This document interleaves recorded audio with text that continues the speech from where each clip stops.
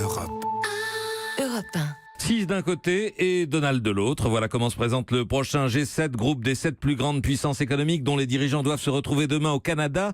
Justin Trudeau l'a dit ainsi tout à l'heure en accueillant Emmanuel Macron. Certainement, il va y avoir des conversations parfois difficiles autour de la table du G7, particulièrement avec le président américain sur le commerce, sur les tarifs. Europe et Canada unis contre Donald Trump face aux taxes sur les importations d'acier et d'aluminium. Nicolas Barré, l'Europe a choisi la riposte maximale. Voilà, l'Europe aurait pu choisir la riposte graduelle, avait dressé une liste d'importations américaines susceptibles d'être taxées, du Bourbon, du Kentucky, au yacht et au Harley-Davidson.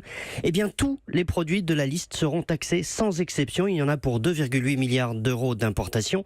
Alors certes, c'est une goutte d'eau dans le commerce transatlantique qui dépasse les 600 milliards d'euros, mais le geste politique est puissant. L'Europe a écarté le scénario d'une approche graduée ou séquencée évoquée ces derniers jours. Elle choisit la manière forte. On peut dire que Donald Trump a réussi l'exploit d'unir l'Europe contre lui. Exactement, et il a réussi un autre exploit, celui de changer Angela Merkel.